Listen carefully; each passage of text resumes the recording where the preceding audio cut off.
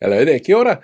In most of the country, people voting this year, have you voted yet? Or even taken out your voting forms from the envelope or checked that your details are up to date? Because I've been hearing back from a whole bunch of councils today and they reckon the numbers are starting to stifle a little bit and voter turnout is starting to dip. And that's the best way to make sure that candidates who you might not necessarily want on councils get on because they have a really dedicated voter base. So it's really important if you want to have your say on how things like your communities run that you get your vote in place, especially if you're having a referendum at the moment around Māori wards and you want to make your voice heard. So yeah, dig out the envelope if you haven't done so already. All right, back to what I was saying before. Anyway, most places outside of Auckland also get to vote on regional councils, the target of Shane Jones, who doesn't want to see organisations get in the way of selling off natural resources of the country to the highest bidders in return for some seafood dinners. Regional councils have a huge task. They cover massive areas of the motu and are charged with environmental care and protection. This covers everything from natural habitat preservation to organising public transport. They have to plan for changes that can impact people's day-to-day lives and plan for impacts that will have massive intergenerational outcomes on the environments that we all live in and would like to continue living in. And they always seem to get a lower voter turnout than the wider municipal elections, which makes them the perfect target for candidates who want to take advantage of that low turnout in their dedicated voter base. And with less scrutiny on them, they feel that they can get away with misinformation a bit more. And that's actually the driver for my red flags for the Waikato Regional Council. Now, quick disclaimer here, these are my red flags. That doesn't mean that they're going to be yours. So please do some digging and check out the candidates. See if they share your values and your vision for the place that you call home. And none of that is going to matter if you don't vote. Time is running out, so make sure you've looked at those forms if you haven't done so already. Your forms should be with you by now, and if they haven't arrived already, then check out the Waikato Regional Council website to learn how you can cast a special vote in this particular race, or your local council website for your specific race. The Waikato Regional Council covers a huge chunk of the North Island, and it's broken down into 5 regional wards and 2 Māori wards. The 2 Māori wards were actually elected unopposed. One was because only one candidate put themselves forward. But being Māori and elected unopposed, that's made them a target for hard right groups who want to ignore the fact that there's literally dozens of unopposed elections around the entire country. But this one was a Māori ward. The other elected unopposed person was put in place because the one challenging candidate that stood up passed away after nominations were closed. Added into the mix is another of the sort of ticket that we've seen all over the country, where a group of like-minded candidates get together to spout disinformation and hope that voters don't do too much digging. Because they're angry over what they just heard. This is the rates control team. As a team, they push the hard right dog whistle of leaving LGNZ, citing it as being left-leaning, which is actually something of a bugbear for Thames Coromandel candidate Warren Ma. Warren was disappointed in the decision to stay in the LGNZ group, a decision made by casting vote from the WRC chair. The same process, actually, which saw a bunch of rates control team members get chair and deputy chair positions at the start of the term, but is bad now for reasons. And he also used data from a right-wing lobby group with a mysterious funding set up to advance the concerns of a specific political party to justify his reasoning. He also signed their, unworkable taxpayer union pledge. But that party wasn't New Zealand First, but he does follow Shane Jones and Fox News on socials. The other claim that seems to be made by this group is actually around the cost of consultants, claiming that $16.9 million is spent annually on them. Only these are the costs of both consultants and contractors. Contractors are the people hired to do the physical mahi, like fixing stock banks or weed control as part of the council's ongoing roles, and the actual cost for consultants is around $750,000 annually, according to the Regional Council Chief Executive in this email that he sent to all councillors, including Warren here. Now, over in the Waikato ward, you've got Rhys Craig. He's running on a platform of no new climate action policies and keeping the status quo. In his candidate statement, he raises the climate-created natural disasters in Nelson and the Hawke's Bay, both disasters exacerbated by climate change. It's called the thermodynamic effect, where warmer air holds more moisture. 1 degree of warming holds around 7% more water vapor. It's known as the Clausius-Clapeyron relation, and it's considered a leading cause actually to the Nelson flooding water volume increase and the overwhelming of flood prevention infrastructure in the Hawke's Bay by leading climate scientists.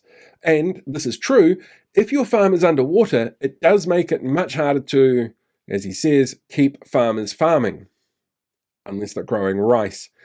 Then you have Gary Maguire. He's another of the rates control team members. So, of course, he's signed that unworkable TPU virtue signal pledge. On top of the erroneous claim around consultant costs, he's someone who's vilifying something known as Plan Change 1 in his candidate profile, and on every local community Facebook page you can find. Now, here's where things get a little tricky. PC1 is actually a government-mandated initiative that Waikato Regional Council has to work through. It's designed to ensure environmentally sustainable practices are in place for various land uses that impact the quality of the region's waterways. The process actually started under the John Key government in 2012 as part of a 2010 treaty settlement. So central government has no power to stop it. So when Gary says, and I quote, "I urge you, I warn you, I beg you, do not support any candidate who supports Plan Change 1, he is leaving out the fact that legally the council can't not support the plan eventually being put into place. It has to, by law, and it's taken this long to work through the huge range of issues, practices, and viewpoints, and there are still Environment Court proceedings underway. This is one of those massive changes that's never going to make everyone 100% happy. There's too many people and too many moving parts with too much nuance. But the most recent iteration is being seen by rural lobby group Federated Farmers as a vast improvement on past proposals and generally in line with where farming regulation has been heading for some time now, while also acknowledging that there are other areas in the proposal that need work and they're looking into those. Of course, this hasn't stopped Maguire making other claims about PC1. Like he did actually on Raglan's community radio, that PC1 would force dairy farming to be reduced to, quote, something like between 50 and 10% of what it is at the moment now, end quote. And he claimed that it was based from data that came from a scientist doing a presentation from the council in a local public meeting, which turned out to be not a report by a scientist, but a reference to a scenario builder tool the council had been working on for the Environment Court that looks at the visualization of water quality improvements that might follow from landowners reducing contaminant losses. So yeah, scaremongering. You've also got Noel Smith running in the same ward. He also signed that unworkable TPU pledge. In the Waiho ward, you've got Lindsay Algra. He signed the unworkable Taxpayers Union pledge.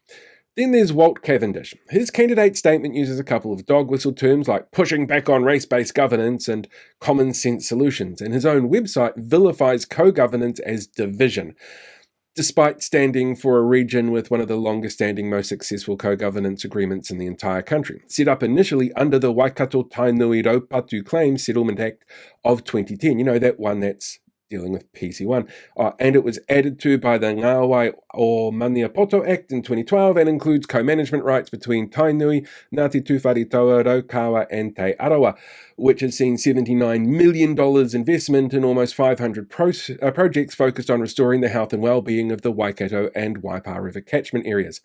And because it's based on treaty settlement legislation, it cannot be overturned by a simple majority in Parliament.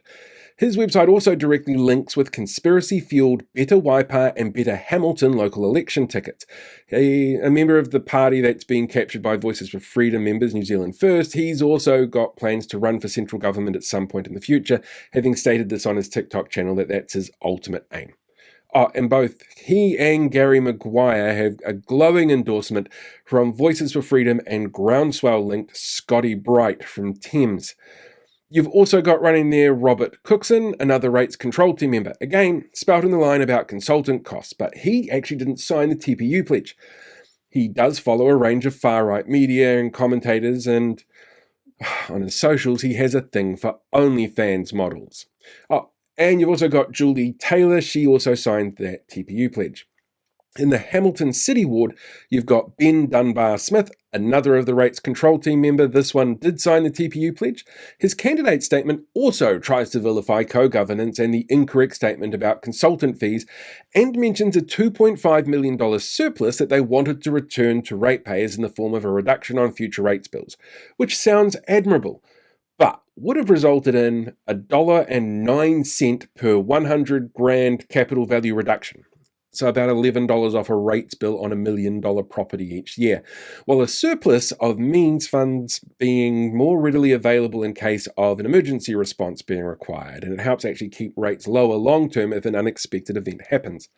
There's Chris Hughes, he's another rates control team member who signed that TPU pledge.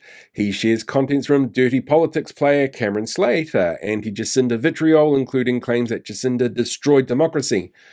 From a man seeking your vote in an election. There's content from hard-right think tank, the New Zealand Centre for Political Research, Hobson's Pledge, ACT, and climate change denial content from somebody on the Environment Council.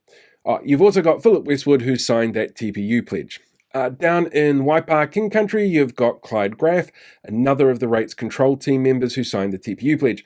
Clyde's exploits had been well documented, from being convicted of bank robberies in the 80s, his notable anti-1080 work, which includes documentaries, and claims that 89 Kiwi had been killed by 1080 in the Tongariro forest. He's also shared content downplaying claims from female councillors about the abuse that they receive in the role, reality check radio content, and he's well supported within freedom and disinformation circles. You also have Gary Reimer, he's another of the rates control member team who signed that TPU pledge. Also making the same claims about Plan Change 1 and how he's going to stop it. Like it isn't impossible for the government to do so he definitely is going to be able to do something. Can you imagine the uproar that would happen if any party was dumb enough to attempt to go back on a treaty settlement? Oh look, New Zealand First and ACT have actually come out in support of scrapping Plan Change 1. Yeah. Anyway, the Taupo Rotorua Award, you've also got former Taupo Deputy Mayor Mike Downard, another of the rates control members, but one who didn't sign the TPU pledge. He's actually run in a few elections, including one as member of the anti-1080 party and one for the Outdoors party, before they decided to add freedom to the name in an attempt to cash in on their involvement at the Wellington occupation. One of the challenges of writing this video script is that the roles for regional councils are increasingly complex because our environments are infinitely complex.